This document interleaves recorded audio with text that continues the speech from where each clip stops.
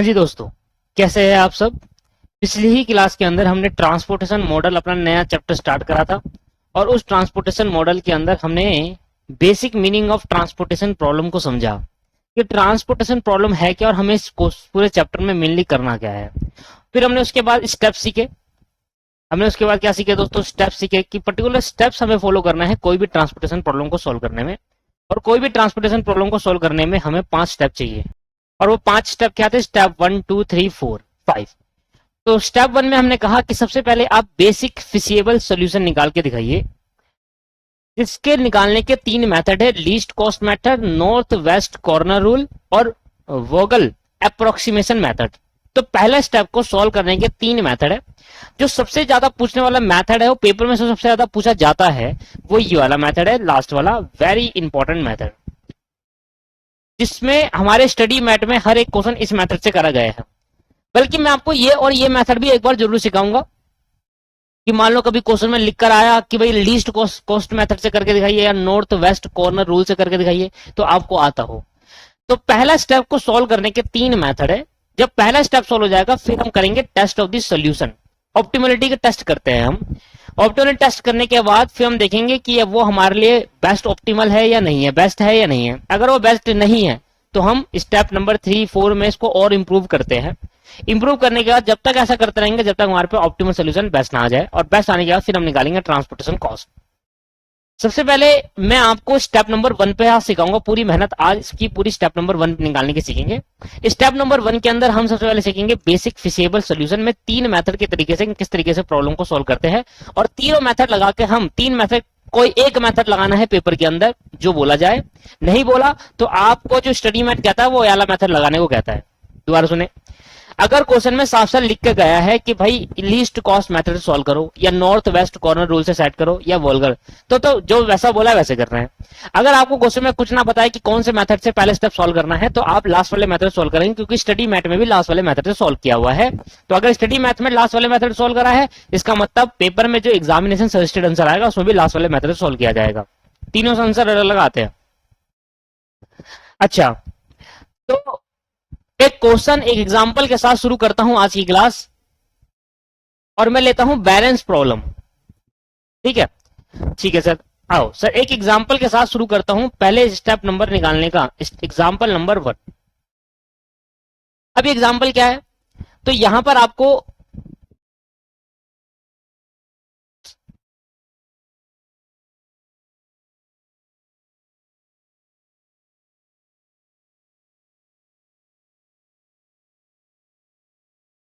आपको 3 सोर्सेज दे रखे हैं दोस्तों, पहला, दूसरा, एक बार मैं इस रूलर रैन को हटा देता हूं, पहला, दूसरा और तीसरा। 3 सोर्सेज आपको गिवन है और 4 डेस्टिनेशन गिवन है। क्या सर ये क्या है मुझे बताइए, एक बार मैं आपको बताऊंगा। ए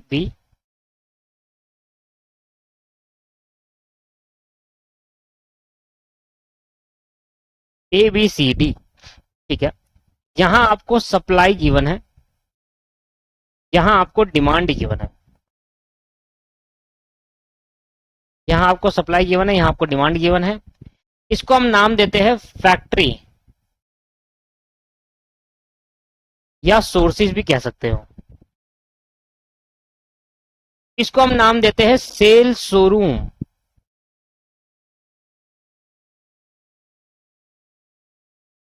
इसको हम नाम देंगे सेल्स शोरूम, या आप इसको डेस्टिनेशन भी कह सकते हैं। मतलब समझिएगा हर एक चीज का, आज की पूरी क्लास में स्टेप नंबर 1 पे लगाऊंगा और एक एक चीज का डीपली जाकर मतलब समझाऊंगा आपको मैं।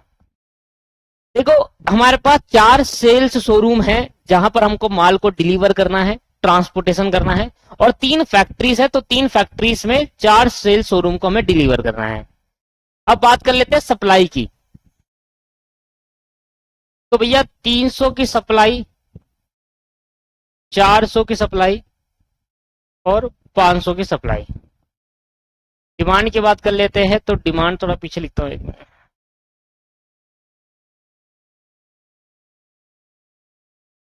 अच्छा, पहले इसका टोटल करिए आप, 300, 400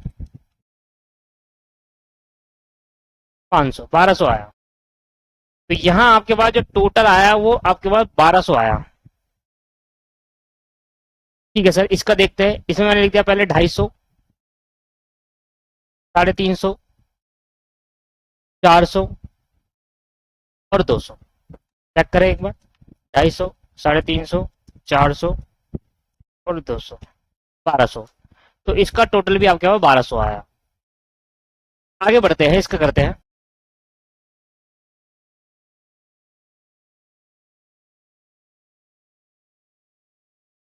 पहले पर्टिकुलर फॉर्मेट बना लो दोस्तों में, आप भी साथ साथ बनाते जाइए, फॉर्मेट बना लीजिए भाई।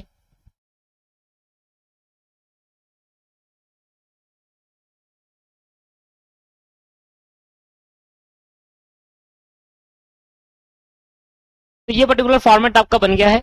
अब यहां पर नंबर डालते हैं, 3, 4, 2, 1, कुछ भी डाल दे रहा हूं, 5, 7, 4, 3, 9, 10, 8, 7। अब इन नंबर्स का पहले तो एक क्वेश्चन जो मैंने आपको बताया है, इसका मतलब क्या है। देखो, हमारे पास 3 फैक्ट्रीज है, फैक्ट्रीज 1, फैक्ट्री 2 और फैक्ट्री 3।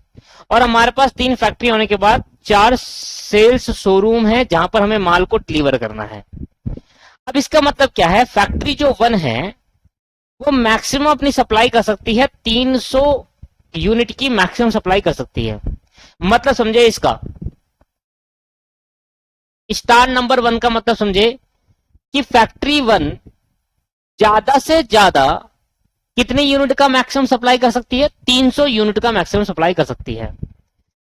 तो यहां मैं इसका मतलब बता रहा हूं आपको, फैक्ट्री जो 1 है मेरी 300 यूनिट ही सप्लाई कर पाएगी, इसकी मैक्सिमम कैपेसिटी 300 यूनिट की है।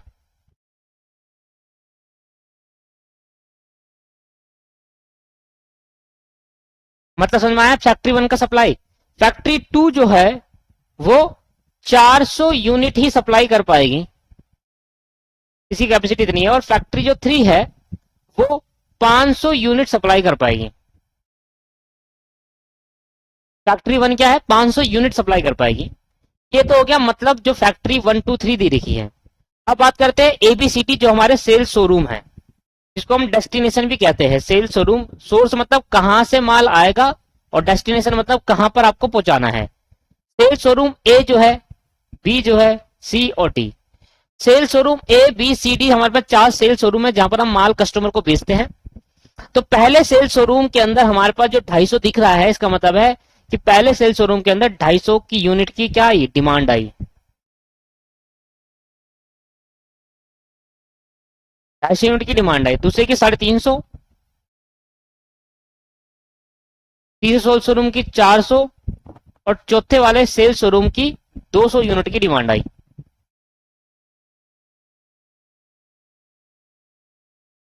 तो इस तरीके से आपके पास डिमांड यहां पर गिवन है। फैक्ट्री 1 में आपको इस तरीके से सप्लाई कर सकता है, सेल्स शोरूम के अंदर इस तरीके से डिमांड आई। ये मतलब समझ में आया, ठीक है। जो ये हरे में है, इन लाइन को हम नाम देते हैं कॉलम। इसको हम क्या बोलते हैं, कॉलम कहते हैं। और जो येलो में है इसको हम क्या कहते हैं दोस्तों, रो कहते हैं। इसको हम नाम देते हैं कॉलम और इन लाइनों को हम क्या कहते हैं, रो कहते हैं। तो आप मुझे बताओ इधर रो कितनी है। रो हमारे पास 3 है, एक ऐसे vertical vertical vertical, that's called row. तो 3 रो है, 1 2 3, और हॉरिजॉन्टल 1 2 3 4। उल्टा बोल गया मैं, और वर्टिकल ये हो गई और हॉरिजॉन्टल ये हो गई, ठीक है। तो हॉरिजॉन्टल आपके पास ये रही 3, तो 3 रो है और 4 कॉलम है। तो ये समझ में आया बेसिक बातें। पहले मैं आपको क्वेश्चन स्टार्ट करने से पहले कुछ बेसिक बातें समझाना चाहता हूं। तो इधर 3 रो है और 4 कॉलम है, जिस वजह से जो फैक्ट्री 1 है वो मैक्सिमम सप्लाई 300 यूनिट की कर सकती है, फैक्ट्री 2 मैक्सिमम सप्लाई 400 यूनिट की कर सकती है, फैक्ट्री 3 मैक्सिमम सप्लाई 500 यूनिट की कर सकती है। सेल्स में सेल्स शोरूम के अंदर ए में 250 यूनिट की डिमांड आती है, बी शोरूम के अंदर 350 यूनिट की डिमांड आती है, सी के अंदर 400 और डी के अंदर 200। ट्रांसपोर्टेशन प्रॉब्लम का क्या मतलब है कि ट्रांसपोर्टेशन प्रॉब्लम का मतलब है कि डिफरेंट फैक्ट्रीज से अंदर हमें डिफरेंट तरीके से माल पहुंचाना है सेल्स शोरूम के अंदर, जिससे हमारी कॉस्ट या रेवेन्यू या हमारी डिमांड पूरी सेटिस्फाई हो पाए, कॉस्ट कम आए, रेवेन्यू ज्यादा आए और डिमांड पूरी सेटिस्फाई हो पाए। तो हमारा मेन पर्पस क्या था, ट्रांसपोर्टेशन प्रॉब्लम पूरी क्लास लगा दी 40 मिनट की पिछली बार की, वहां मैंने आपको यही समझाया कि ट्रांसपोर्टेशन प्रॉब्लम का मतलब है कि हमें कम से कम कॉस्ट के अंदर अपनी डिमांड को सेटिस्फाई करना है।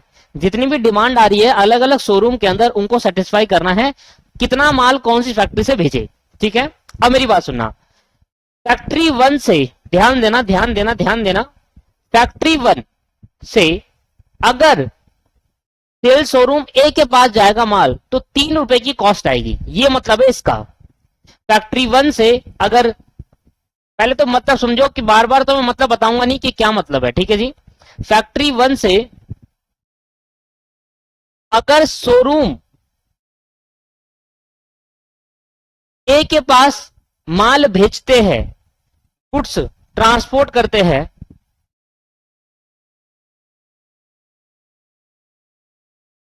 तो 3 रुपए की कॉस्ट आएगी। ये मतलब समझ में आया? जो अंदर के एलिमेंट है उसका मतलब क्या है, इनर एलिमेंट को हम कॉस्ट बोलते हैं। कि अगर फैक्ट्री 1 से लेकर फैक्ट्री 1 से अगर सोल शोरूम ए के पास भेजेंगे माल तो 3 रुपए की कॉस्ट आएगी। फैक्ट्री 1 से अगर बी शोरूम के पास माल भेजेंगे तो 4 रुपए की कॉस्ट आएगी, एक यूनिट को भेजने में, एक यूनिट को भेजने में 4 रुपए की कॉस्ट आएगी। तो 2 रुपए की कॉस्ट आएगी पर यूनिट पे। ऐसी फैक्ट्री 1 से, ऐसी फैक्ट्री 2 से शोरूम सी पर बताओ क्या कॉस्ट आएगी।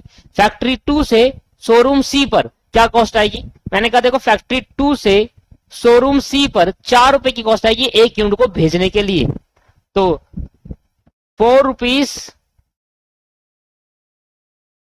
Cost per unit. और कौन सी कॉस्ट है ये, ट्रांसपोर्टेशन कॉस्ट है। कौन सी कॉस्ट है, ट्रांसपोर्टेशन कॉस्ट है। ये समझ में आया? तो बाहर के एलिमेंट क्या इंडिकेट कर रहे हैं, डिमांड क्या इंडिकेट करता है, सप्लाई क्या बता रहा है हमें, अंदर के जो 3 4 2 1 5 7 4 3 2 क्या जो भी लिखा है ये एलिमेंट्स क्या हमें बता रहे हैं, ये सारा समझ में आया। सोर्स का मतलब क्या होता है और डेस्टिनेशन का मतलब क्या होता है, रो कितनी है, कॉलम कितनी है, ये बेसिक बातें समझ में आई सारी आपको। अगर ये बेसिक बातें समझ में आई तो एक बार फिर बताता हूं, फिर दोबारा से एक बार रिवाइज करते फिर आगे बढ़ता हूं। देखो फैक्ट्री ए ज्यादा से ज्यादा 300 यूनिट सप्लाई कर सकती है, फैक्ट्री 2 ज्यादा से ज्यादा 400 यूनिट सप्लाई कर सकती है, फैक्ट्री 3 ज्यादा से ज्यादा 500 यूनिट सप्लाई कर सकती है। ए शोरूम के अंदर 250 यूनिट की डिमांड आती है, बी के अंदर 350 यूनिट की डिमांड आती है, सी के अंदर 400 यूनिट की और डी के अंदर 200 यूनिट की डिमांड आती है। अगर फैक्ट्री 1 से ए शोरूम के पास माल भेजेंगे एक यूनिट को तो 3 रुपए की कॉस्ट आएगी पर यूनिट। अगर फैक्ट्री 1 से डी शोरूम के अंदर भेजेंगे तो 1 रुपए पर यूनिट की कॉस्ट आती है। फैक्ट्री 3 से डी शोरूम पे भेजेंगे तो 7 रुपए पर यूनिट की कॉस्ट आएगी भेजने की, ट्रांसपोर्टेशन कॉस्ट देने के अंदर। सोर्स को हम बोलते हैं फैक्ट्री, सोर्स मतलब कहां से माल भेजना है, डेस्टिनेशन मतलब कहां भेजना है, मतलब सेल शोरूम पे भेजना है। ये बात क्लियर होगी। इधर 3 रो है और 4 कॉलम है, वर्टिकल हमारे लिए कॉलम हो गए और हॉरिजॉन्टल हमारे लिए रो हो गया। ठीक है, ठीक है, इतनी बात अगर समझ में आ गई आपके पास तो मैं अब आपको क्वेश्चन करके दिखाता हूं कि किस तरीके से क्वेश्चन होगा। सबसे पहले हम क्वेश्चन करेंगे, स्टेप नंबर 1 ही निकाल रहे हैं, ऑब्टेन कर रहे हैं फिजिबल सॉल्यूशन को। ठीक है, तो बेसिक फिजिबल सॉल्यूशन को हम ऑब्टेन करेंगे। तो हाउ टू कैलकुलेट, अब मैं सिखाता हूं आपको how to calculate step number 1। Step number 1 that is basic feasible solution.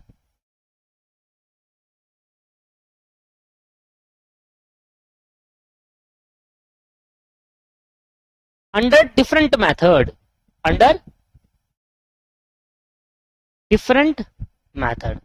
तो किस तरीके से हम कैलकुलेट करेंगे स्टेप नंबर 1 को अलग अलग मेथड्स के अंदर। तो और क्या कैलकुलेट कर रहे हैं हम, स्टेप नंबर 1 जो कि हमें बेसिक फिजिबल सॉल्यूशन बताएगा। तो भैया बताओ स्टेप नंबर, पहला मेथड कौन सा है, मेथड नंबर 1 आपके पास है least cost method. Least cost method, तो पहला मेथड है आपके पास लीस्ट कॉस्ट मेथड। तो इस मेथड के थ्रू हम किस तरीके से कोई प्रॉब्लम को सोल्व करेंगे। तो फर्स्ट मेथड हमारा है लीस्ट कॉस्ट मेथड। अब दोस्तों ध्यान सुनेगा,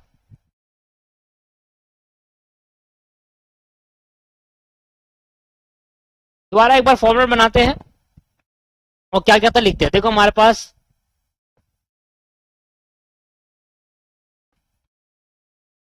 टप्पा तो सीधे बना लेंगे।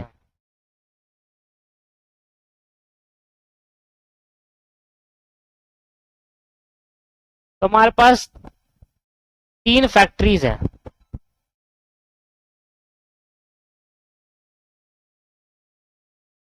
चार सेल्स शोरूम है। तो factory 1, 2, 3 sales showroom A, B, सी और डी, ये हमारे लिए होगी सप्लाई, किस तरीके से माल भेजे, और ये होगी हमारी डिमांड। सप्लाई मेरे पे था 300, 400 और 500, और मेरे पे था ये कहते हैं 250, 350, 400 और 200।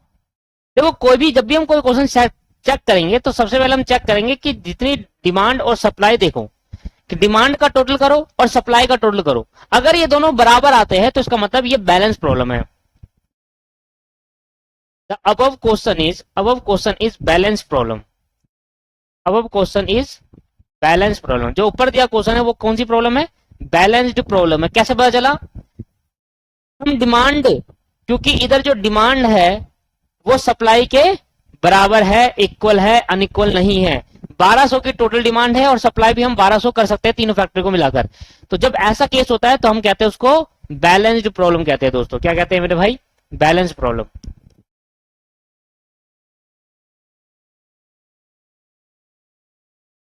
ठीक है, तो हम क्या कहते हैं दोस्त? बैलेंस प्रॉब्लम कहते हैं।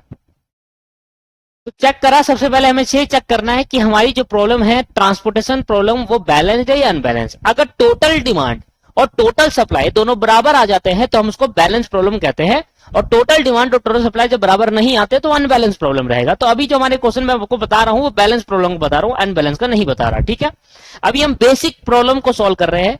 अभी तो मैं आज की क्लास में तो पूरा क्वेश्चन करा ही नहीं पाऊंगा, पूरे 5 स्टेप तो करा ही नहीं पाऊंगा, उसके लिए मुझे नेक्स्ट क्लास चाहिए। आज की क्लास के अंदर तो 3 मेथड से पहला स्टेप भी समझा पाऊंगा मैं आपको। अब दोस्तों मुझे लीस्ट कॉस्ट मेथड लगाना है, लीस्ट कॉस्ट मेथड। अभी लीस्ट कॉस्ट मेथड क्या कहता है? उससे पहले मैं डालता हूं कॉस्ट। क्या है मेरी कॉस्ट बताना? 3, 5, 9, 3, 4, 2, 1, 3, 4, 2, 1, उसके बाद 5, 7, 4, 3, 5, 7, 4, 3, और उसके बाद क्या है? 9, 10, 8, 7, 9, 10, 8, 7।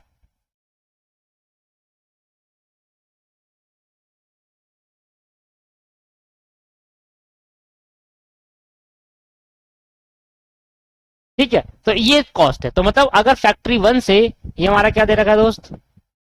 ये हमारे को फैक्ट्री दे रखा है और ये हमारे को दे रखा है सेल्स शोरूम। ठीक है जी। सबसे पहले लीस्ट कॉस्ट मेथड क्या कहता है? लीस्ट कॉस्ट मेथड कहता है जिसमें सबसे कम कॉस्ट है, जिसकी सबसे कम ट्रांसपोर्टेशन कॉस्ट है, उसको पहले सप्लाई करो। क्या कहता है? जिसकी सबसे कम ट्रांसपोर्टेशन कॉस्ट है, सप्लाई पहले उसको करी जाएगी। आ जाओ सर। तो लीस्ट कॉस्ट मेथड कहता है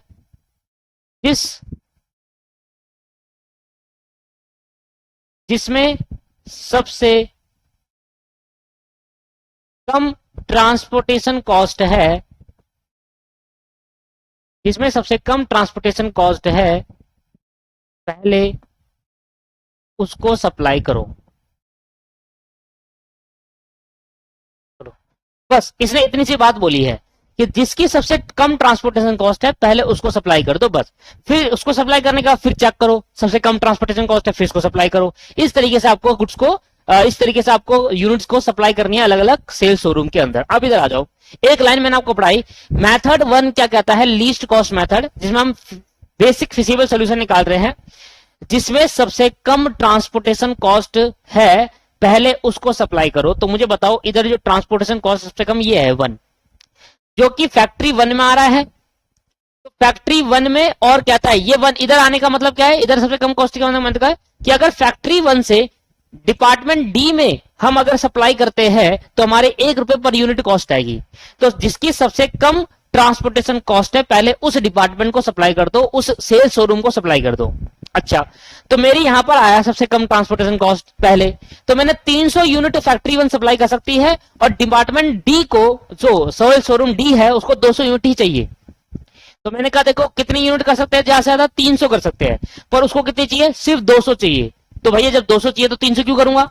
तो मैंने फैक्ट्री 1 में से 200 यूनिट निकाल कर डिपार्टमेंट डी को दे दिया। जब दे दिया तो आप इस तरीके से यहां पर फिलअप करोगे कि हमने कितनी यूनिट दी है, 200 यूनिट। क्या मैं यहां पर 300 लिखूं या 200? सर 200। क्यों लिखेंगे 200? क्योंकि डिपार्टमेंट डी को सिर्फ 200 ही चाहिए। आपके पास भले ही फैक्ट्री 1 के पास 300 यूनिट है, पर 300 सप्लाई मत करो। ज्यादा यूनिट है तो क्या हो गया, फैक्ट्री 1 के पास ज्यादा यूनिट है तो क्या हुआ, डिपार्टमेंट, ये देखो सेल शोरूम के पास उसको कितनी चाहिए, उसको जितनी चाहिए उतनी दे दो, उसको कम चाहिए तो कम दो। अब जब डिपार्टमेंट डी को मैंने 200 यूनिट दे दी, तो ये लिखने का पर्पस क्या होता है, इधर लिखने का पर्पस क्या होता है, इधर जो मैं लिख रहा हूं ये वाला, इधर 200 यूनिट लिखने का पर्पस क्या है कि हमने कहा कि फैक्ट्री 1 से 200 यूनिट डिपार्टमेंट डी को दे दी। क्या अब डिपार्टमेंट डी को जो 200 यूनिट दी है, अब उसका कोई चाहिए या नहीं चाहिए, उसको कुछ भी नहीं चाहिए, उसको तो 200 मिलनी थी, मिल गई। उसकी डिमांड थी 200 यूनिट की, फैक्ट्री 1 से सप्लाई कर दिया। अब फैक्ट्री 1 में कितनी यूनिट बच गई, सर 100 यूनिट बच गई। ऐसे करके लिखना है, आप बार समझो, समझ में आया। पहले सबसे पहले लीस्ट कॉस्ट मेथड में देखो कि सबसे कम यूनिट कौन सी है। सबसे कम यूनिट जो है, सबसे कम ट्रांसपोर्टेशन कहां लग रही है, हमने कहा यहां लग रही है। जब फैक्ट्री 1 डिपार्टमेंट डी को गुड्स भेजेगा तो 1 रुपए पर यूनिट की कॉस्ट लगेगी। तो फैक्ट्री डिपार्टमेंट डी को, जो कि हमारा सेल शोरूम डी है, डिपार्टमेंट कह रहा हूं, सेल शोरूम डी है, उसको 200 यूनिट चाहिए। फैक्ट्री 300 यूनिट सप्लाई कर सकती है, कोई बात नहीं, 300 में से 200 पकड़ा कर दे दो। जो फैक्ट्री जो सेल शोरूम डी है ना, ये वाला शोरूम है, इसकी डिमांड जितनी थी उतनी पूरी हो गई। अगर ये पूरी होगी तो आप इस कॉलम को काट देंगे, अब इस कॉलम को काट देंगे, आप पेन से ऐसे ऐसे काट दो, कोई दिक्कत नहीं है, चलेगा। इस कॉलम को काटने का पर्पस ये है, काटने का पर्पस है कि अब डिपार्टमेंट डी की जो डिमांड है वो पूरी कर चुके हैं, तो डिपार्टमेंट जो सेल शोरूम डी है, अब उसको कोई भी फर्दर रिक्वायरमेंट नहीं है। क्लियर है या नहीं है। तो जहां जीरो कहां पर आया, जीरो दोस्तों यहां पर आया, कहां आया, यहां पर आया। तो यहां आया मतलब कॉलम में आया, तो कॉलम में कटेगा, ऐसे मत काट देना, फैक्ट्री काट दोगे आप। फैक्ट्री के बाद अभी 100 यूनिट बची है, जिसकी यूनिट डिमांड और सप्लाई खत्म हो जाए उस कॉलम को काटते हुए चलेंगे। तो यहां पर ये कॉलम पूरा करेगा, क्योंकि इस डी डिपार्टमेंट या डी सोल शोरूम के अंदर आपके पास जीरो डिमांड बच गई, इसकी डिमांड सारी की सारी मीट कर दी। क्लियर हो गया, समझ में आया, ठीक है। अब नेक्स्ट सबसे लीस्ट कॉस्ट देखो, हमने कहा 2 है, इसका मतलब है कि अगर फैक्ट्री 1 डिपार्टमेंट सी को या शोरूम सी को अगर गुड्स भेजती है तो 2 रुपए पर यूनिट की कॉस्ट आएगी भेजने की। अब जो शोरूम सी है उसके पास कितनी यूनिट बची है, उसके पास 400 यूनिट है, उसको 400 यूनिट चाहिए, बची नहीं सॉरी, उसको 400 यूनिट की डिमांड है, उसको 400 यूनिट चाहिए, किसको, शोरूम सी को। अब फैक्ट्री 1 ज्यादा से ज्यादा कितनी सप्लाई कर सकता है, 100, तो 100 से ज्यादा, क्योंकि उसके पास अब 100 ही बची, तो अगर 100 बची है तो पहले 100 सप्लाई कर देते हो। तो यहां पर इसने 100 सप्लाई कर दी। जब सप्लाई कर देगा तो क्या लिखते हैं, जितनी यूनिट हम सप्लाई कर देते हैं उसको हम यहां पर पुट करते हैं। इसका मतलब यह है कि फैक्ट्री 1 ने शोरूम सी को 100 यूनिट सप्लाई कर दी, इसका मतलब अब शोरूम सी को 300 यूनिट और चाहिए, है ना, समझ में आ गया, समझ में आ गया। तो मतलब अब देखो फैक्ट्री जो 1 है उसके पास अब कोई भी सप्लाई नहीं बची देने को, कोई भी यूनिट नहीं है सप्लाई करने को, तो आप फैक्ट्री 1 को भी डिडक्ट कर दो, ऐसे करेंगे। तो फैक्ट्री 1 हॉरिजॉन्टल है और जो शोरूम है वो वर्टिकल है, तो अगर हॉरिजॉन्टल जीरो आ गया तो हॉरिजॉन्टल लाइन काट दो, वर्टिकल जीरो है तो वर्टिकल काट दो। अब जो बच गए उसमें सबसे लीस्ट को देखो, लीस्ट जो बच गए सबसे लीस्ट देखो कहां पर है, सबसे लीस्ट आपके पास 4, सबसे लीस्ट क्या है, 4। तो मतलब अगर फैक्ट्री 2 से मैं शोरूम सी को मैं भेजूंगा तो 4 रुपए पर यूनिट की कॉस्ट आएगी, ठीक है। तो फैक्ट्री 2 पे ज्यादा कितनी यूनिट सप्लाई कर सकता है, 400 यूनिट सप्लाई कर सकता है। फैक्ट्री 2 की कैपेसिटी 400 यूनिट सप्लाई कर देगी। पर अब डिपार्टमेंट सी को, जो शोरूम सी है, उसको कितना चाहिए, सिर्फ 300 यूनिट चाहिए, तो क्या कर सकता है, हाँ कर सकता है। और उसके बाद 400 है, क्या 400 करेगा, जितनी चाहिए उतनी करेगा, सर 300 चाहिए तो 300 कर देगा। जब ये 300 कर देगा तो मुझे बताओ क्या 100 पहले फैक्ट्री 1 ने दे दी और 300 फैक्ट्री 2 ने दे दो। अब इस सी की सारी डिमांड मीट कर दी, अब ये 0 हो गया, और जैसे ये 0 हो गया इसका कॉलम काट देंगे, डेड कर देंगे, क्योंकि यहां पर 0 हो गया। 0 होने के बाद अब मुझे बताओ यहां कितनी बच गई, यहां सर 100 बच गई, यहां कितनी बच गई, 100 बच गई, क्योंकि 300 सप्लाई कर दी। ठीक है, अब नेक्स्ट सबसे लीस्ट देखो, जब मैंने नेक्स्ट सबसे लीस्ट देखा तो मेरे 5 आया, सबसे लीस्ट नेक्स्ट 5 आया। इसका मतलब फैक्ट्री 2 से अगर मैं डिपार्टमेंट शोरूम से ए के पास, डिपार्टमेंट आ रहा बार बार तो शोरूम समझ लेना उसको, फैक्ट्री 2 पे अगर शोरूम ए में मैं यूनिट सप्लाई करूंगा तो 5 पर यूनिट की कॉस्ट आएगी। अच्छा, डिपार्टमेंट जो फैक्ट्री 2 है वो अब 100 यूनिट ही सप्लाई कर पाएगा, और जो ए शोरूम है उसको 250 चाहिए, तो वो कर ही नहीं सकता, जितनी है उतनी तो कर दे। चलो ठीक है, तो मैंने कहा भाई 100 को कर दो पहले, तो आप जब आप 100 यूनिट को सप्लाई कर दोगे तो अब ये 250 में से 100 मिल गई, तो अब इसको कितनी और चाहिए, इसको 150 चाहिए, इसको कितनी चाहिए, 150 यूनिट और चाहिए। ठीक है, 150 यूनिट जलने के बाद अब इसके पास कितनी बची, इसके बाद 0 बच गई, तो ये वाला जो लाइन है, ये वाली जो रो है, अब इसके बाद 0 यूनिट बच गई, तो इस लो को आप डिडक्ट कर दीजिए, डिडक्ट। अब सबसे लीस्ट देखो, सबसे लीस्ट है 9, सबसे लीस्ट क्या है 9 है, तो इसको कितनी यूनिट, इसके पास फैक्ट्री 3 के पास कितनी यूनिट है 500 दे सकता है, इसको कितनी चाहिए सिर्फ 150, तो जितनी चाहिए उतनी दे दो। आपको 150 चाहिए तो 150 ले जाओ, और जैसे ही ये 150 ले जाएगा तो 150 इसको फैक्ट्री 3 से मिला, डिपार्टमेंट ए को, ए शोरूम को 150 फैक्ट्री 3 से, सो उसको 250 यूनिट कंप्लीट हो गई, तो अब इसके बाद ये 0 बच गया, और यहां पर ये कॉलम भी कट गया वाला। अब बचेगा लास्ट, लास्ट बच गया दोस्तों। अब इधर बचाओ, इधर कितना बचा 350। अब देखो 350 यूनिट ही बची है, और 350 यूनिट ही डिपार्टमेंट बी को या शोरूम बी को सप्लाई करना है, तो कर दो। जैसे 350 यूनिट सप्लाई कर दिया, और यहां भी 0 हो गया, यहां भी 0 हो गया। दोस्तों जब बैलेंस प्रॉब्लम होता है ना, तब ये लास्ट वाले कॉलम जो बच जाता है, लास्ट वाला जो बॉक्स बच जाता है, उसमें हमेशा बराबर आता है बैलेंस प्रॉब्लम के अंदर। ठीक है, क्योंकि जितनी यूनिट सप्लाई करनी है, जितनी यूनिट सप्लाई है हमारे पास करने को, उतनी ही डिमांड आई है, इसको मतलब सारी यूनिट की सारी यूनिट बिक जाएगी, डिमांड पूरी हो जाएगी, हम डिमांड मीट कर पाएंगे।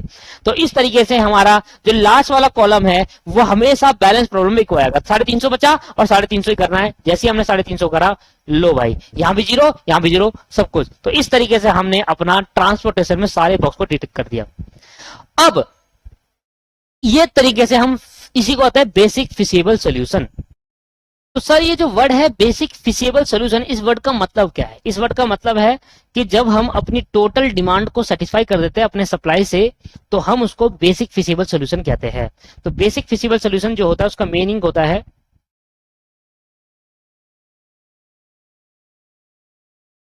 बेसिक फिजिबल सॉल्यूशन का क्या मतलब है दोस्तों? बेसिक फिजिबल सॉल्यूशन, जब हम अपनी टोटल डिमांड को सेटिस्फाइड कर देते हैं, जब हम अपनी टोटल डिमांड को सेटिस्फाई कर देते हैं, उसको हम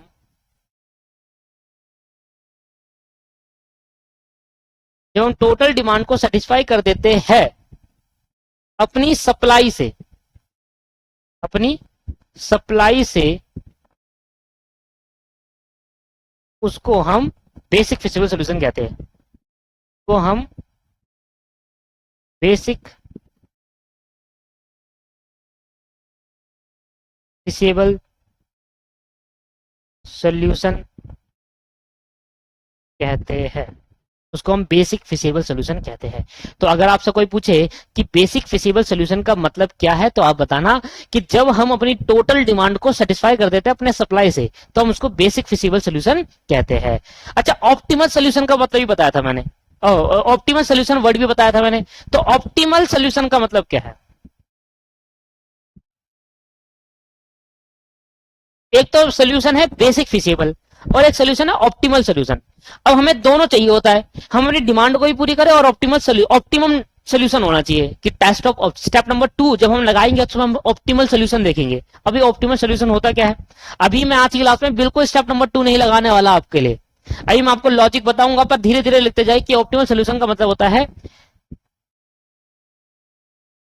जब हम अपनी टोटल डिमांड, जब हम अपनी टोटल डिमांड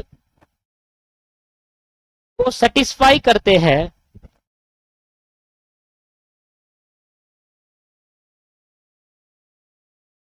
अपनी सप्लाई से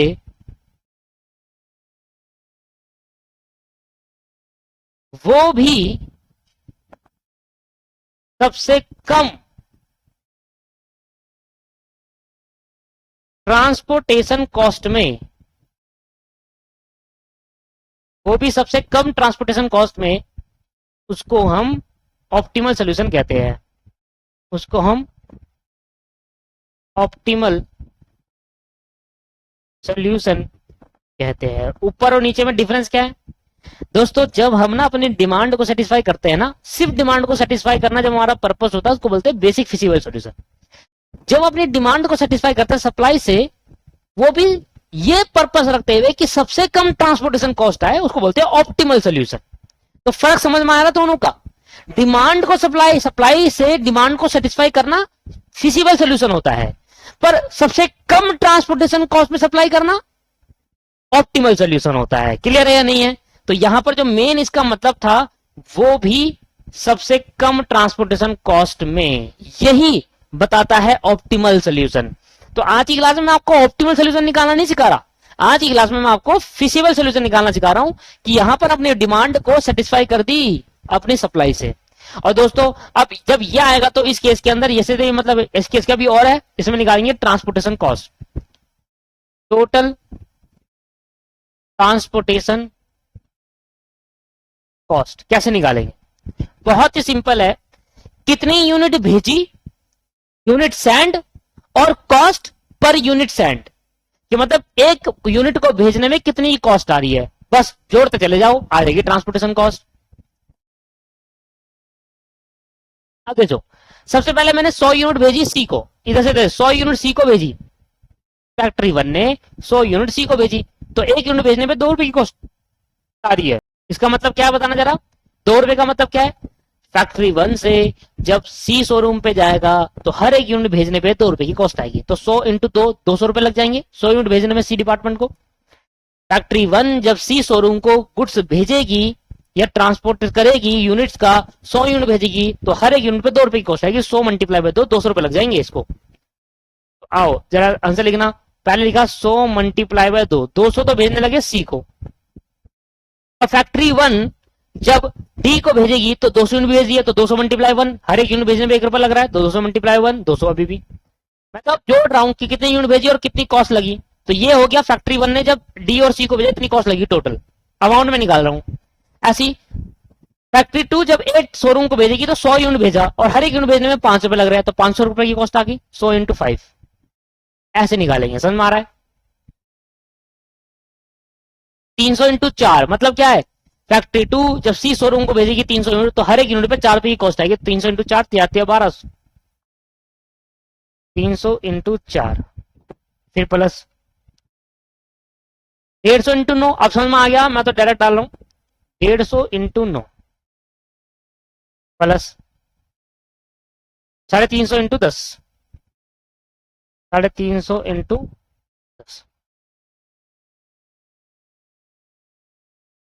करेंगे सर। तो 200 प्लस 200 प्लस 500 भाई 1200, 1350 प्लस 3500 जोड़ देंगे, टोटल कॉस्ट आएगी 200 प्लस 200 प्लस 500 प्लस 1200, 1350 और 3500, यह 6950 रुपए। अब जो ये 6950 है, ये क्या है? ये इंडिकेट करता है कि जब आप डिफरेंट फैक्ट्री से डिफरेंट सेल्स शोरूम के अंदर जब गुड्स भेजोगे 1200 यूनिट और उनकी डिमांड सेटिस्फाई करोगे, तो आपकी टोटल ट्रांसपोर्टेशन कॉस्ट 6950 रुपए आएगी सभी यूनिट को भेजने के लिए। बट अभी हम ये नहीं कहेंगे,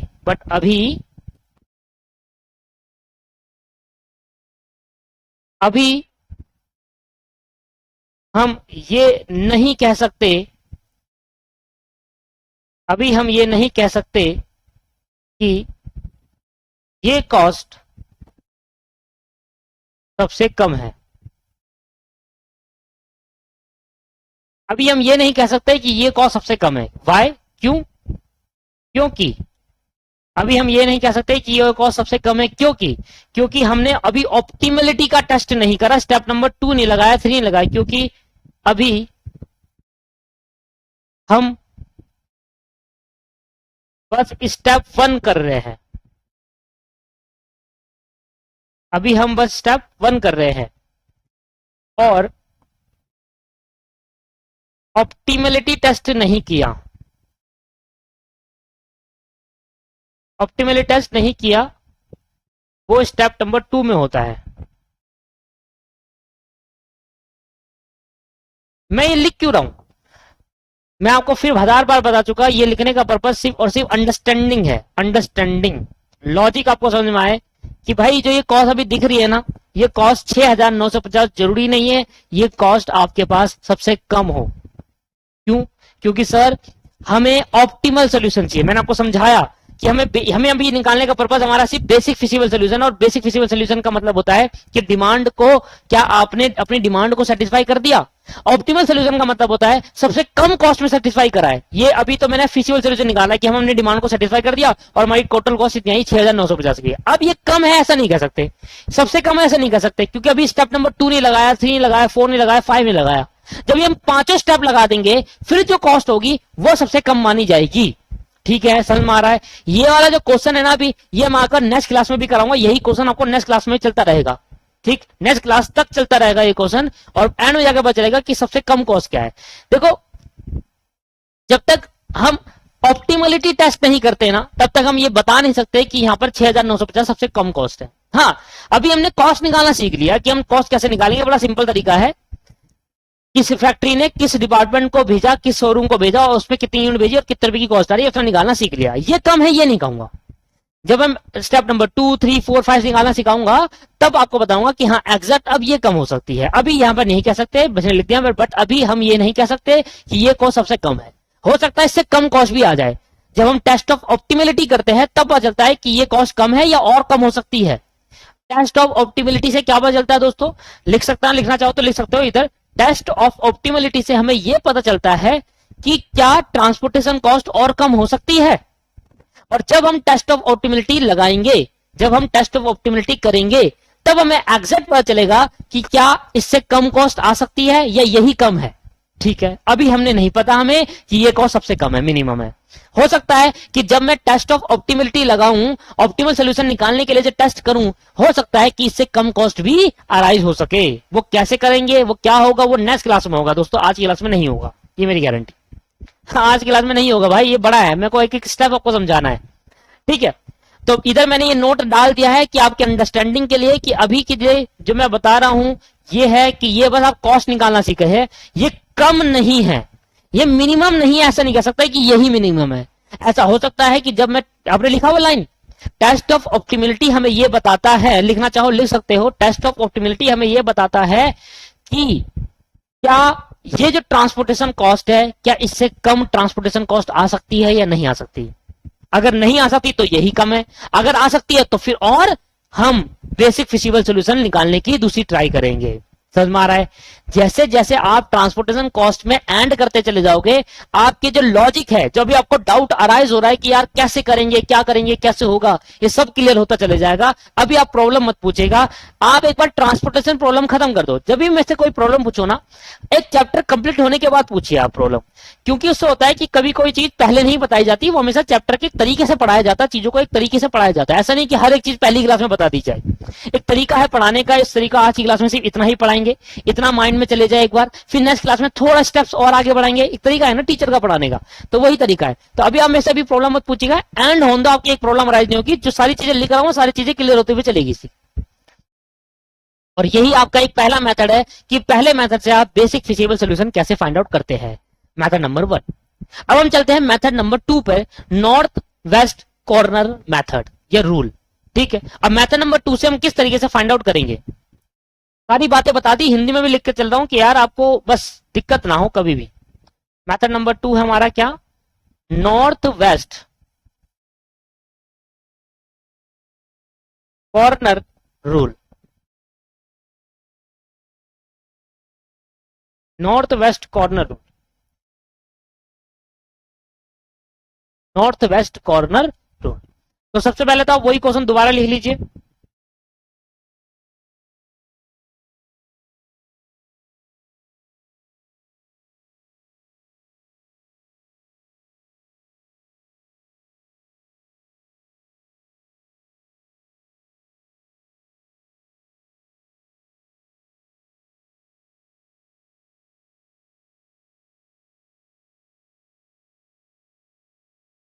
ये factory 1 2 3,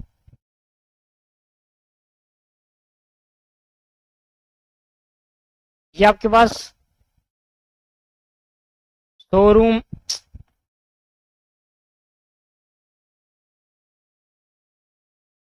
showroom A B C D. अब वो बेसिक फिजिकल सॉल्यूशन हम दूसरे मेथड से कैसे फाइंड आउट करेंगे, ठीक है। कर हम वही क्वेश्चन रहे, मेथड डिफरेंट है, करने का तरीका डिफरेंट है। लिस्ट में समझ में आया कि जो सबसे कम है उससे आप चालू करिए, इधर अलग है।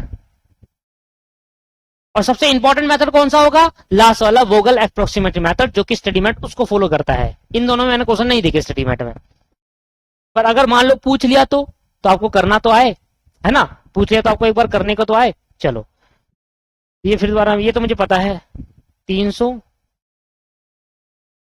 400 500 डिमांड, 250 350 400 200। इसको एक बार देख लेते क्या है, 3 4 2 1, नीचे लिखना 3 4 2 1, फिर आपके पास क्या है 5 7 4 3, 5 7 4 3, 9 10 8 10, 9 10 8, सेम क्वेश्चन है। अब ये मेथड क्या कहता है, लिखना जरा, इस मेथड से क्या फॉलो करता है ये मेथड आपके पास। तो ये मेथड कहता है जब आप सप्लाई से डिमांड को पूरा करोगे, जब आप सप्लाई से डिमांड को पूरा करोगे, सुनो सुनो, तो इस बार लीस्ट मत देखना, इस बार करोगे तो इस बार स्टार्टिंग, तो इस बार स्टार्टिंग नॉर्थ वेस्ट से चालू करना, इस बार स्टार्टिंग नॉर्थ वेस्ट से चालू करना, नॉर्थ वेस्ट कॉर्नर से चालू करना, जिसको हम दूसरे शब्दों में, इंग्लिश शब्दों में कहते हैं upper left corner. North west corner,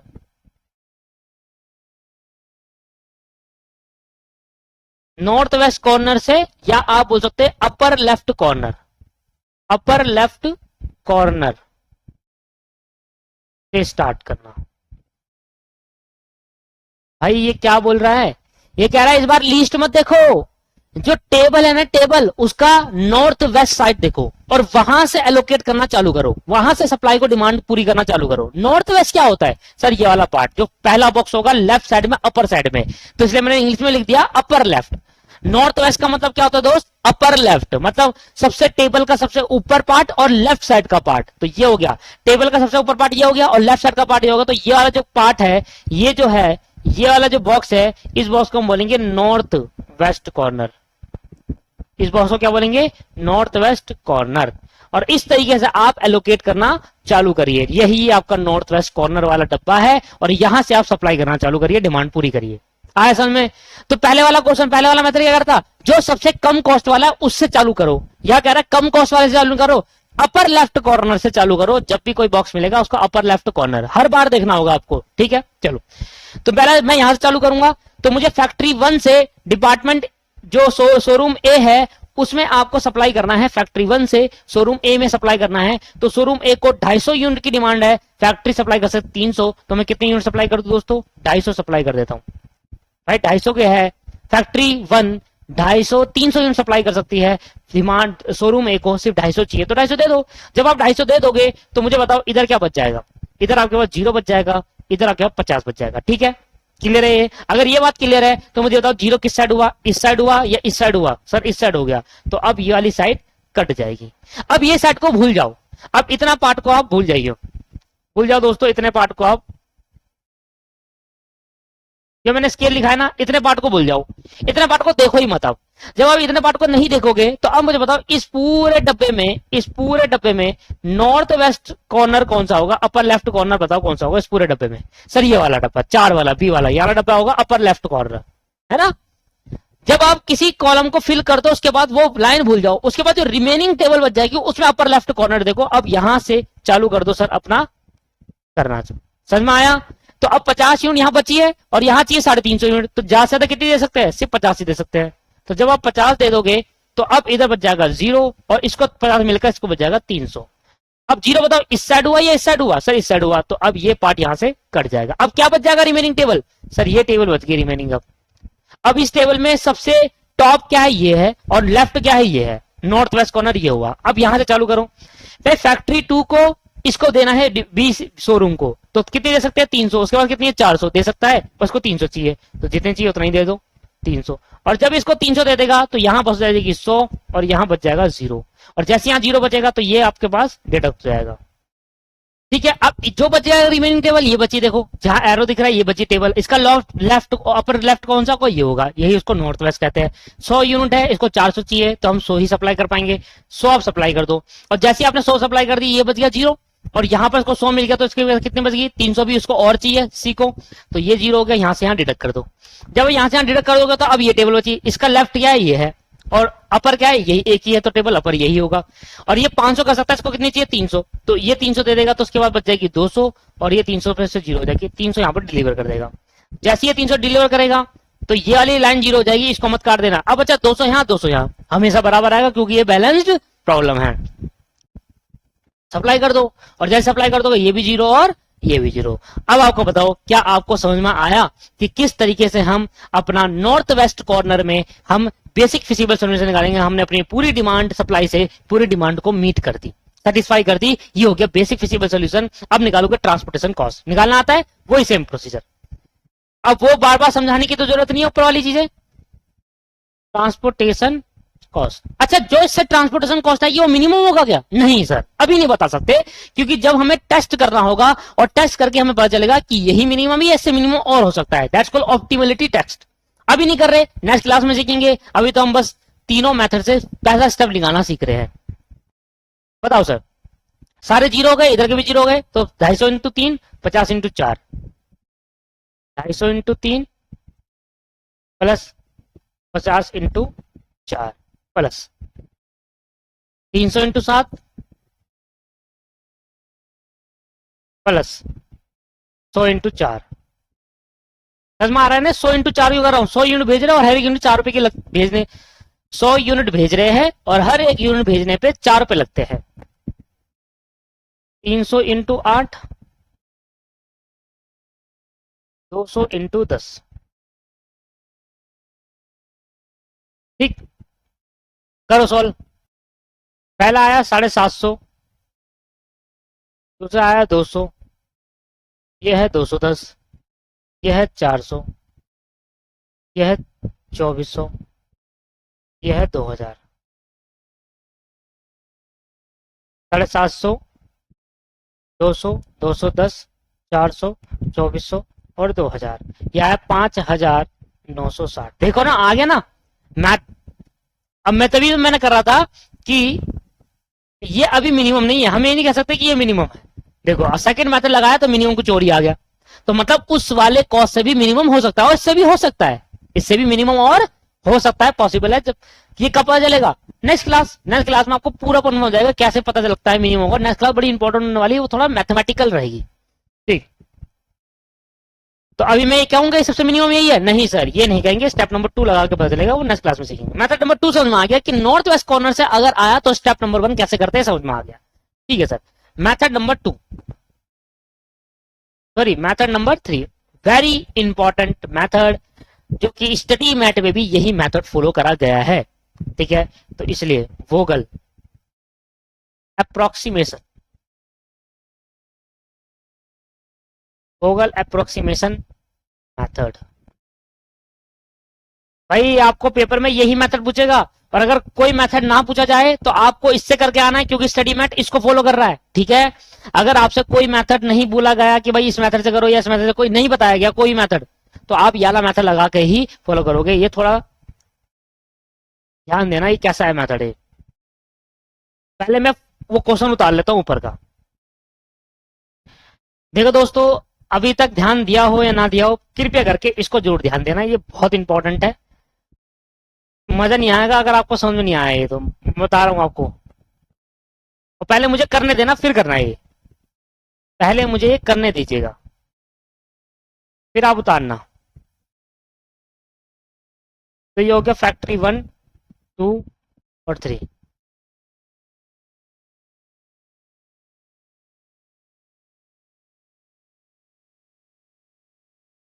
ये क्यों नहीं होती मेरे से सीधी line?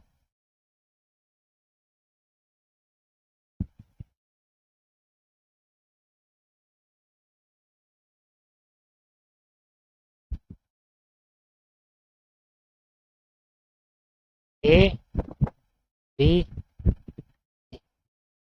A B C D, ये हो गया सेल्स शोरूम। ये हो गया आपके पास फैक्ट्री।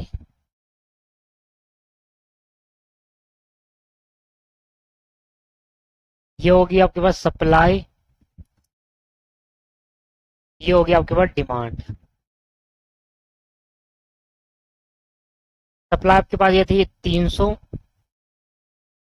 400, 500, ये 250, 350,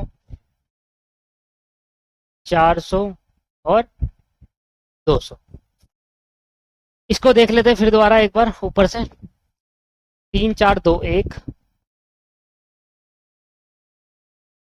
3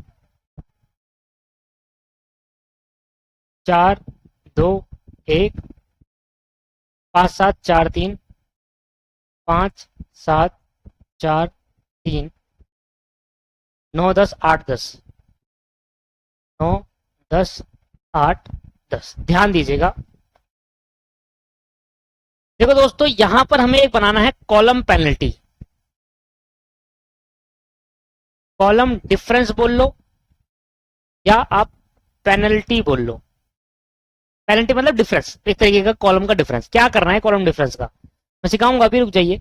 यहां आएगा रो डिफरेंस, इसके दूसरे नाम से जाना जाता है इसको रो पेनल्टी। ठीक है दोस्तों, अब सबसे पहले समझना, मैं इसमें स्टेप्स भी लिखवाऊंगा, है ना। मैं पहले इसको सॉल्व करूंगा और लास्ट में नीचे स्टेप लिखवाऊंगा कि पहले हमने क्या किया, दूसरे फिर हमने क्या करा, तीसरे हमने क्या करा। पेनल्टी कुछ इस तरीके से आप कॉलम डिफरेंस ऐसे डालोगे।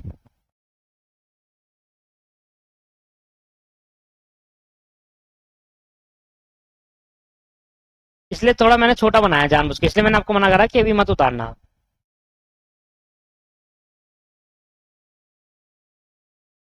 इतने में हो जाएगा। आप इसको छोटा छोटा भी बना सकते हैं, अपनी जो लाइन होती है ना एक के नीचे दूसरी, उस हिसाब से भी बना सकते हो आप। मेरे पे पेज थोड़ा बड़ा है इसलिए मैं थोड़ा बड़ा बना रहा हूँ, आपको एक क्लियरिटी दिखे। अब सबसे पहले रो डिफरेंस और पेनल्टी या कॉलम डिफरेंस या पेनल्टी जो भी आप कहो, रो स्टडी मैट में जो वर्ड यूज करा है वो row penalty column penalty word use करा है, इसका मतलब डिफरेंस है। सबसे पहले हमें क्या करना है, स्टेप नंबर 1। ये मेरी ट्रांसपोर्टेशन कॉस्ट आ जाएगी यहाँ पर, तो स्टेप नंबर 1 पे आ रहा हूं। स्टेप नंबर 1, सबसे पहले आप टेबल के अंदर रो डिफरेंस निकालने के लिए लिखना, सबसे पहले रो डिफरेंस निकालने के लिए, या रो डिफरेंस बोल लो या पेनल्टी बोल लो, निकालने के लिए टेबल में दो एलिमेंट ढूंढो, दो एलिमेंट ढूंढो जो सबसे लीस्ट हो, और फिर उसके बाद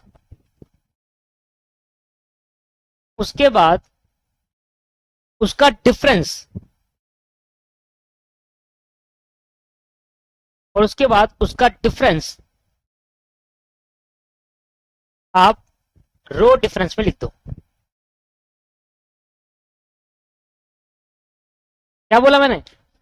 आओ ऊपर देखो, स्टेप नंबर आगे से समझूंगा। देखो, जब आपको रो डिफरेंस निकालना होगा ना ऐसे क्वेश्चन में, क्या करना है, आप ये वाला रो देखो, सबसे पहला रो देखो, और सबसे पहले रो में दो ऐसे एलिमेंट ढूंढो जो सबसे छोटे हो।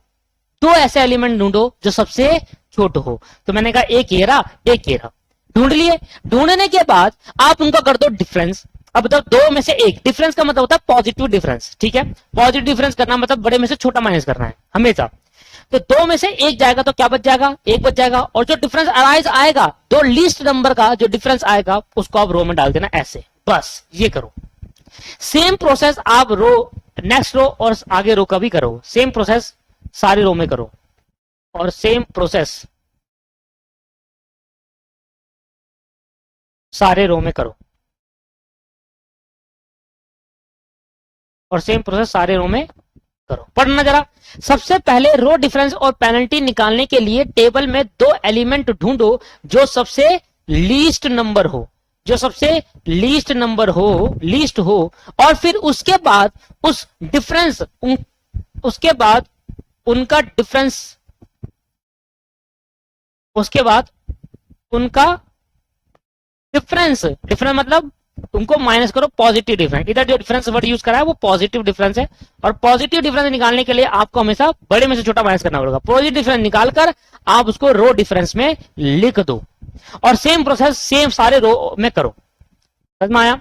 तो क्या करना है, रो डिफरेंस निकालने के लिए आप किसी भी रो के एलिमेंट को, पहली रो के दो एलिमेंट ऐसे ढूंढो जो सबसे लीस्ट हो, और उनका डिफरेंस रो डिफरेंस में लिख दो। अगला रो देखना, अगले रो में सबसे जो एलिमेंट क्या है, एक ये रहा, एक ये रहा। तो इसका जो डिफरेंस आएगा, चार में से तीन का क्या बच जाएगा, एक। चार में तीन जाएंगे, क्या बच जाएगा, एक। और इसमें तुमने सबसे कम क्या है, इसमें दो सबसे कम क्या है, जो सबसे लीस्ट है, एक 8 और एक 9। दो सबसे लीस्ट 8 और 9, 8 में से 9 में से 8 जाएंगे, क्या बच जाएगा, 1 बच जाएगा। समझ में आया? अब कॉलम स्टार्ट करो। कॉलम में कैसे करना है, स्टेप नंबर 2। मैं लिखूंगा नहीं, आप लिखोगे। सबसे पहले कॉलम डिफरेंस, बस इसको काट कर लिख दो आप कॉलम। सबसे पहले कॉलम डिफरेंस पेनल्टी निकालने के लिए टेबल में दो एलिमेंट ऐसे ढूंढो, ऐसे लिख देना यार, अच्छा लगेगा। ऐसे ढूंढो जो सबसे लीस्ट हो।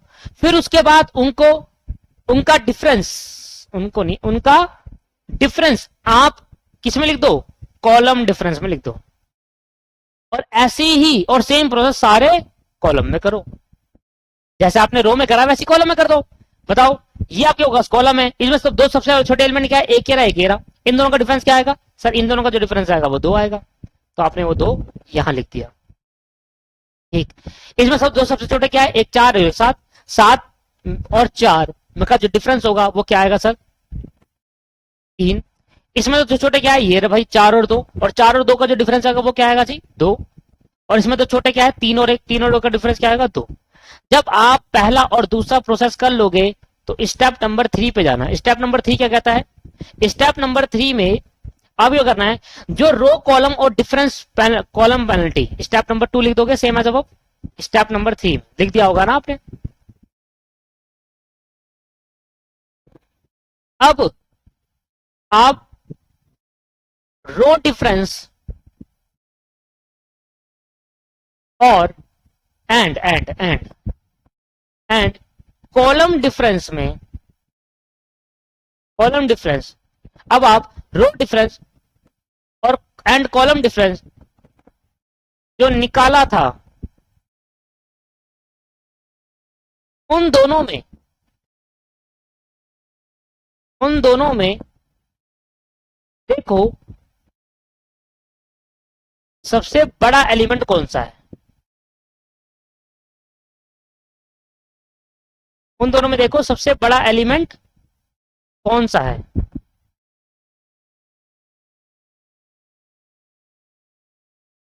अब आप नहीं, ऐसे लिखो, आपने जो रो डिफरेंस एंड कॉलम डिफरेंस जो निकाला था, अब आपने रो डिफरेंस और कॉलम डिफरेंस निकाला था, उन दोनों में देखो सबसे बड़ा एलिमेंट कौन सा है, और उसको सर्कल करो। उसके बाद उस फैक्ट्री और सेल्स शोरूम में सप्लाई कर दो डिमांड की।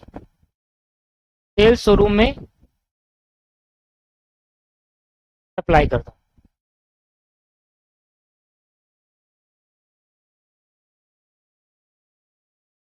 क्या मतलब? मतलब जब आप रो डिफरेंस और कॉलम डिफरेंस फाइंड आउट कर लोगे, इसमें सबसे बड़ा इन सारे एलिमेंट में 1 2 3 4 5 6 7 इन सातों एलिमेंट में सबसे बड़ा कौन सा है वो उस पर सर्कल लगाओ। जब आप सबसे बड़ा फाइंड आउट कर लोगे, उस पर सर्कल लगा लोगे, तो उसके जो रिस्पेक्टिव फैक्ट्री और शोरूम है उसमें एलोकेशन चालू कर दो। मैंने गलत लिख दिया, मैं लिख देता हूं। सर्कल करो और उसके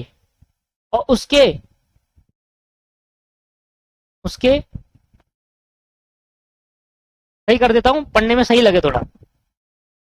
और उसके रिस्पेक्टिव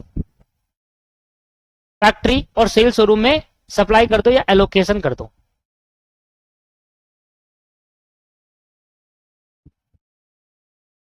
कर दो, समझ में आया? रो डिफरेंस निकालो, कॉलम डिफरेंस निकालो, और रो और कॉलम डिफरेंस में सबसे बड़ा देखो कि सबसे बड़ा कौन सा है। जो सबसे बड़ा होगा उसके रिस्पेक्टिव सेल शोरूम और फैक्ट्री में आप क्या कर दो सर? सप्लाई कर दो। समझ में आया या नहीं आया? सर आ गया। सर एलोकेट करना है, एलोकेट करूं कैसे? समझ नहीं आया, क्योंकि मुझे पता है बी सेल शोरूम को देना है, पर कौन सी फैक्ट्री से दूं ये समझ नहीं आ रहा। ये समझ में आ गया ना कि बी सबसे जो मैक्सिमम होगा रो पेनल्टी और कॉलम पेनल्टी में जो सबसे मैक्सिमम होगा उसको सर्कल करो और वहां एलोकेशन चालू कर दो। तो मतलब मुझे सबसे बड़ा दिखा ये सबसे बड़ा दिखा, तो मैंने सर्कल करा, तो मुझे एलोकेशन अब बी सबसे पहले बी डिपार्टमेंट को देना है, बी शोरूम को देना है। अब कौन सी फैक्ट्री से दूं? तो दोस्तों एलोकेशन कैसे होगा? स्टेप नंबर 4 पे है, सप्लाई एलोकेट, सप्लाई कर दो या एलोकेशन कर दो। और एलोकेशन करने के लिए उस रो एलोकेशन वहां से करो। बता रहा हूं एलोकेशन कैसे करना है। और एलोकेशन वहां से करो जिस रो और कॉलम में मिनिमम वैल्यू या कॉस्ट हो। ध्यान दे रहे हो आप? अपने जो रो डिफरेंस और कॉलम डिफरेंस निकाला था उन दोनों में देखो उसकी सबसे मैक्सिमम बड़ा वैल्यू कौन सा है, उस बड़े वैल्यू को कर दो सर्कल और वहां से एलोकेशन चालू कर दो। एलोकेशन वहां से करो दोस्तों जिस रो कॉलम में सबसे मिनिमम कॉस्ट या मिनिमम वैल्यू हो। मुझे पता है कि एलोकेशन मुझे ये करना है। अब इस रो और रो या फिर कॉलम, रो तो मत देखो क्योंकि कॉलम में आया था, अगर कॉलम में आया तो कॉलम में मिनिमम देखो, अगर रो में आया तो रो में मिनिमम देखो। तो उस कॉलम में यार देखो कि सबसे मिनिमम क्या है, मिनिमम क्या है, ये 4, तो इधर एलोकेशन कर दो, तो पहला एलोकेशन इधर होगा। समझ में आया किस तरीके से एलोकेशन करना है? ठीक है, समझ में आ गया। और एलोकेशन वहां से करो जिस रो और कॉलम में मिनिमम वैल्यू हो। तो अभी कॉलम में वो आया है तो कॉलम में मिनिमम क्या है, 4 7 10 में से 4, तो वहां से आप एलोकेशन कर देंगे। और कैसे करेंगे आता है आपको, 300 यूनिट ये 0 बन जाएगा और 300 सप्लाई कर देंगे, और जैसे बी को सप्लाई करेंगे तो यहाँ पर कितने बच जाएगी, 50 बच जाएगा। क्लियर है या नहीं, बताओ सर, क्लियर है या नहीं है, समझ में आया? ये बच जाएगी 50 और ये बच जाएगा 300। और जैसे ही आपने ये 300 करा तो बताओ क्या कम हो गया, ये 0, तो अब ये कैंसिल आउट हो गया, कैंसिल आउट हो गया। अब बचा कितना, ये। अब जब ये बचा तो इसमें फिर दोबारा आप क्या देखेंगे, रो डिफरेंस निकालेंगे और कॉलम डिफरेंस निकालेंगे। एक बार एलोकेशन करने के बाद आप रो डिफरेंस और कॉलम डिफरेंस निकालेंगे, एक बार आप सप्लाई करने के बाद किसी भी शोरूम में, उसके बाद जो डिडक्ट होगा उसके बाद फिर दोबारा रो डिफरेंस कॉलम डिफरेंस निकाला जाएगा। लिख दूं स्टेप नंबर 4।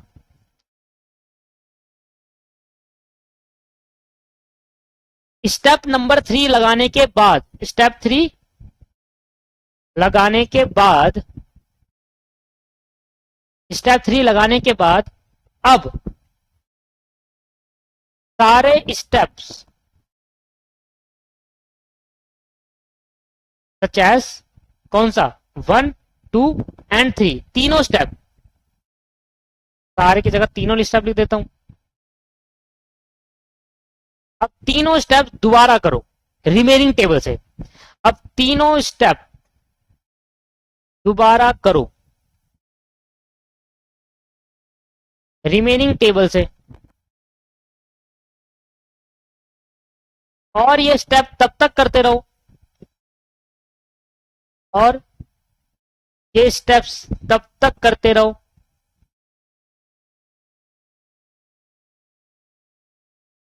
जब तक सारी डिमांड मीट ना हो जाए।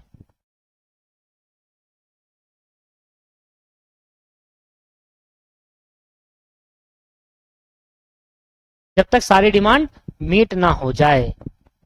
आओ दोबारा करें एक बार स्टेप। तो मुझे बताओ इस रो में तो रो बची नहीं, तो इधर अब रो डिफरेंस नहीं अराइज होगा। भाई जब रो ही नहीं बची तो रो डिफरेंस कैसे अराइज हो जाएगा? हाँ ये बची है, तो इसमें जो सबसे मिनिमम वो क्या है? 4 और 3, तो 4 और 3 का डिफरेंस आएगा 1। इधर सबसे मिनिमम क्या है? 9 और 8, 9 और 8 का डिफरेंस आएगा 1। इस रो में सबसे डिफरेंस मिनिमम क्या है? 9 और 5, क्योंकि वो तो कट गया। तो इन दोनों में क्या है कॉलम में डिफरेंस? 9 और 5 का डिफरेंस क्या आएगा? 4, इसमें 3, इसमें 4, इसमें ओहो 7। तो अब ये सबसे ज्यादा है। देखो इस रो पेनल्टी और कॉलम पेनल्टी के अंदर सबसे ज्यादा 7 है, और जो 7 है इस वाली रो में सबसे मिनिमम क्या है? ये है। तो इस पे एलोकेशन स्टार्ट कर दो आप। क्लियर हो रहा है नहीं हो रहा?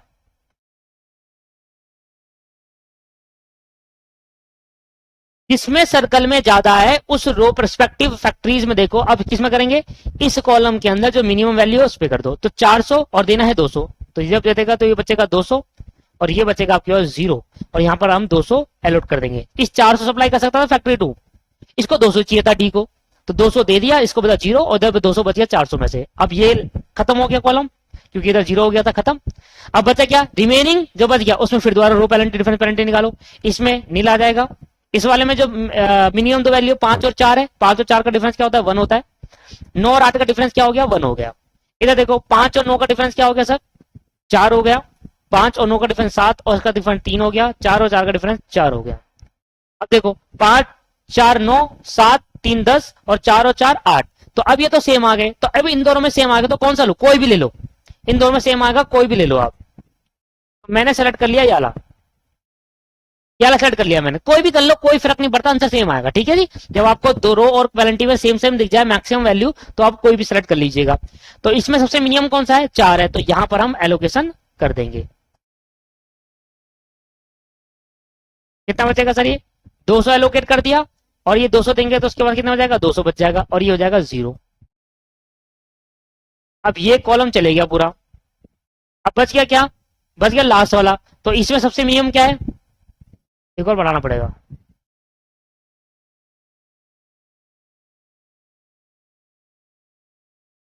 वैसे तो जरूरत नहीं है बनाने की, 500 है, बांट दो ना, जरूरत नहीं है दोस्तों बनाने की। देखो ना, आपके पास 3 दे रखे हैं तो 3 में ही बटेगा। 500 है, 200 देंगे, 50 को देंगे, 250 को देंगे, और कोई तरीका है? नहीं। देखो 500 बचा आपके पास, 200 इसको दो, 50 को दो, 250 इसको दो, बराबर हो गया। तो 250 मैंने इसको दे दिया, 50 मैंने इसको दे दिया, बचा 250, 250 मैंने इसको दे दिया, 200 मैंने इसको दे दिया, 250 इसको दिया, खत्म, ये 0। 50 को दे दिया, ये 0 खत्म, 200 बच गया था, 200 को देते, खत्म हो गया। लास्ट वाला करने की जरूरत ही नहीं है। समझ में आया? तो इस तरीके से आपका ये वाला भी खत्म हो गया स्टेप्स। अब आप निकाल दो ट्रांसपोर्टेशन कॉस्ट। तो ट्रांसपोर्टेशन कॉस्ट कैसे निकलेगी जी?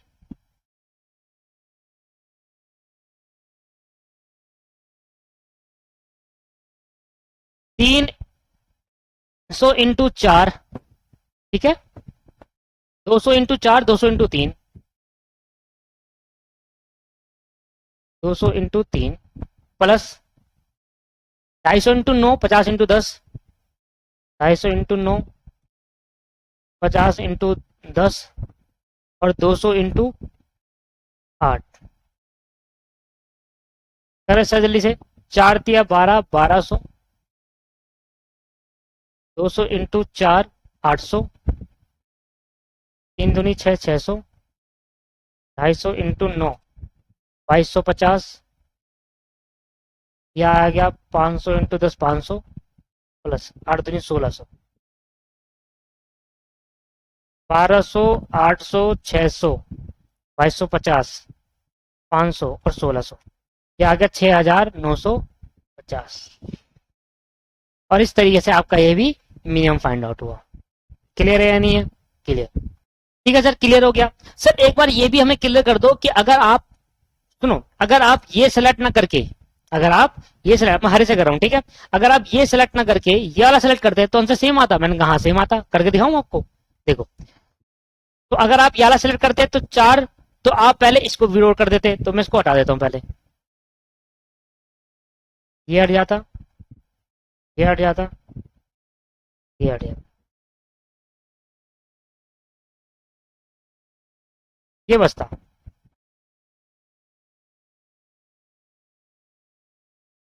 ठीक है, ऐसा बचता। अगर आप इसको सेलेक्ट नहीं करते, इसको कर लेते, आप अगर दोनों उतारना कोई भी उतार सकते हो, बात एक ही है, आंसर बिल्कुल सेम आएगा। देखना, मैंने इसको पहले मैंने आप मेरे से कहा था ना कि कोई भी सेलेक्ट कर लो, कोई भी कर लो, आंसर सेम आएगा। मैं आपको प्रूफ करके दिखा रहा हूँ कि आंसर सेम आता, आप घबराइएगा ना। कभी कभी ऐसा होता है यार कौन सा सेलेक्ट करूं, से हो गया, तो मैंने ये ना करके ये कर लिया। अब जब मैंने ये कर लिया तो अब मेरे पे क्या है, ये 400 पड़ा हुआ है, इसमें 200 पड़ा हुआ है, सॉरी 200, इसमें मेरा 200 पड़ा हुआ है। ठीक है, 200 इसको डिलीट कर दिया, 200 पड़ा था। अब मैं इसको सेलेक्ट कर रहा हूं तो इसमें मिनिमम क्या है ये, तो मैं कितने दे सकता हूँ इसमें, 250 चाहिए, 200 दे सकता हूँ, तो 200 ही दे पाऊंगा। इधर कितना बच जाएगा सर, 50 बच जाएगा, है ना, इधर बच जाएगा 50, खत्म हो गया।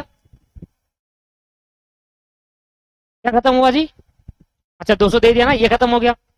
तो अब ये वाला पार्ट खत्म हो गया, समझ में आ रहा है यार। मेरे पे 200 था, 200 मैंने इसको दिया, इसको डिडोट कर दिया, तो ये 50 बच गया, ये 200 खत्म हो गया। तो अब मेरे पे ये वाली लाइन खत्म हो गई। अब ये लाइन खत्म हो गई तो क्या बच गया, 50, 500, 500 कैसे बांटूंगा, पहले 50 इसको दे दूंगा, फिर 50 इसको दे दूंगा, और फिर 400 पूरा पूरा इसको दे दूंगा, क्योंकि इसको नहीं दिया था तो इसमें 400 रह गया। तो अब ये 0 के 0 सारे हो जाएंगे, पहले 300 था, फिर 50 0 हो जाएगा, और ये भी 0 हो जाएगा।